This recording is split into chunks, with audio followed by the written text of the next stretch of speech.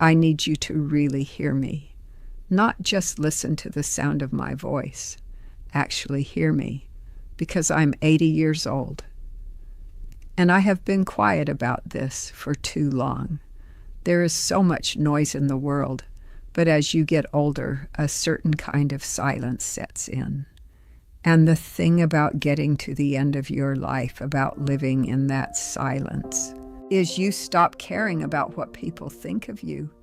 You stop softening things to make them easier for others to swallow. You just say what's true. So here is what's true. You are sleepwalking. I did it for 60 years, and I need to tell you what that costs before it's too late for you to do something about it. My name is Ruth, and I want to tell you about a Sunday morning in October of 1987. I was 43 years old. My husband Richard was sitting at the kitchen table reading the newspaper. My daughter Claire was 14 and still asleep upstairs, and I was standing at the kitchen window, looking out at the backyard, watching the autumn leaves slowly drift down onto the wet grass, with a cup of coffee going cold in my hand. And I had this thought, this quiet, terrifying, completely paralyzing thought. Is this it? Is this my life? Not because anything was wrong. Richard was a good man. Claire was a good kid. We had a decent house and enough money and nothing to complain about. We had built the exact life we were supposed to build. But standing at that window, I felt completely hollow, like someone had scooped out my insides and left just the shell behind, like I had been going through the motions of a life without ever actually choosing it for myself. You know what I did with that thought? I put it down. I pushed it away because it was entirely too heavy to hold. I finished my coffee, I made breakfast, I moved on, and I didn't think about it again for almost 30 years. That was my mistake, not the feeling of emptiness, the putting it down. See, I was very good at putting things down, things that made me uncomfortable, things that required me to look at myself honestly in the mirror, things that might disrupt the steady, ordinary life I had built so carefully over the decades. I put them all down. I was the kind of woman who handled things, who kept it together, who never made a fuss or demanded attention. My mother raised me that way. It was the unwritten rule for women of her time, passed down seamlessly to mine. Don't complain. Don't ask for too much. Be grateful for what you have. And I was grateful. I was. But gratitude and aliveness are not the same thing. They aren't even remotely close. And for a very long time, I confused them. Richard used to ask me, Ruth, what do you want? What do you actually want? And I would always say, I'm fine. This is fine. Fine. That word again, the most dishonest word in the English language, because I wasn't fine. I was disappearing, slowly, quietly, one small surrender at a time. Every time Richard asked what I wanted and I said fine, a little more of me went away. Every time Claire needed something and I gave it without asking anything for myself. A little more every time I had an opinion but bit my tongue to keep the peace.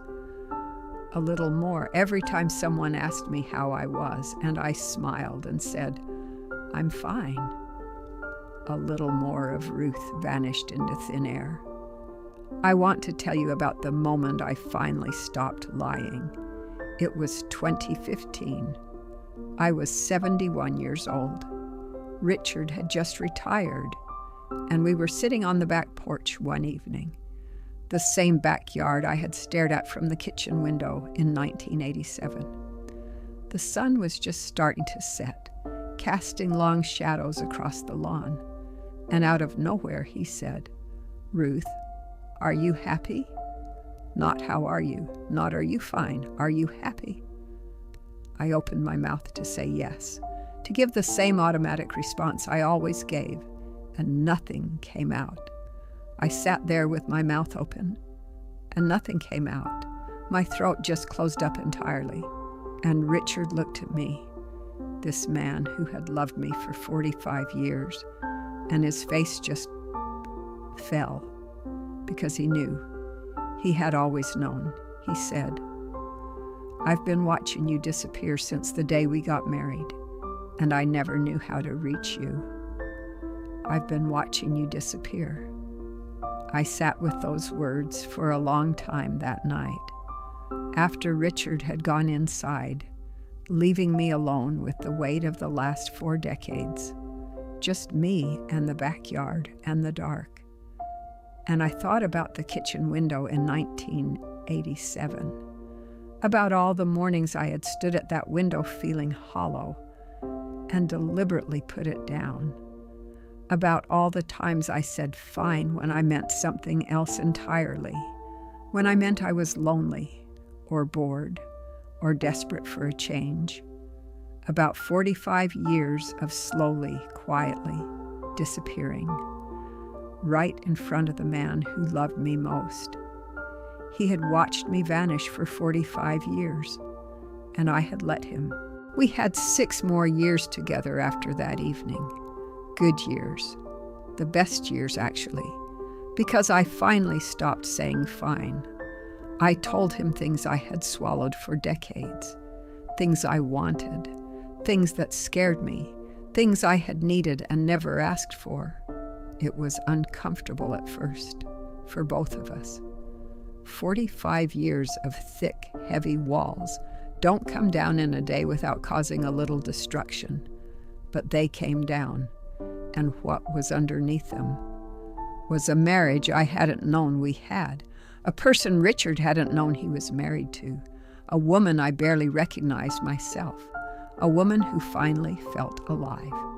Richard passed in 2021, and at his funeral, I stood up and told that story about the porch, about the question, about my mouth opening with nothing coming out, about 45 years of fine.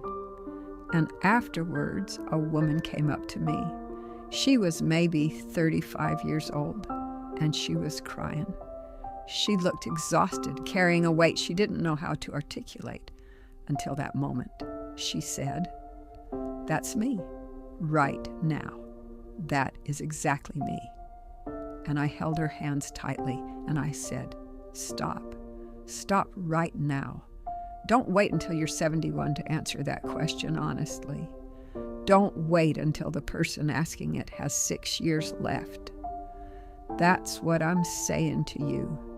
Right now, whoever you are, whatever your version of fine is, whatever you've been putting down every time it got too uncomfortable to look at, pick it up, look at it, examine it in the light.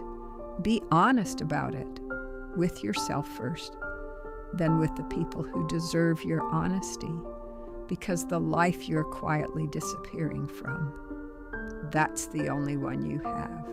There are no do-overs. And the people watching you disappear, they see it.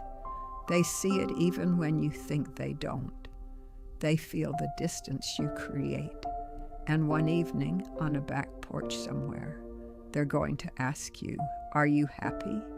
And you need to be able to answer that question with something other than fine. I'm 80 years old.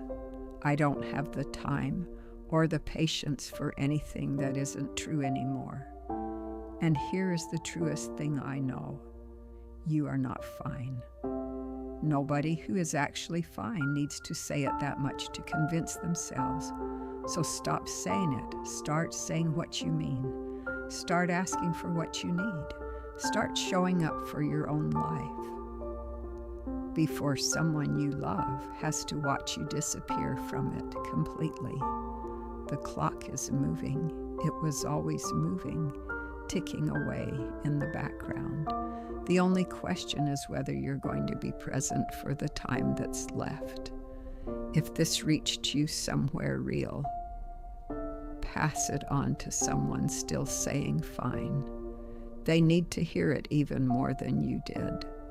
And if you want more honest conversations from someone who has nothing left to lose by telling the truth, subscribe. Stay a while. I'm not done yet. Not even close.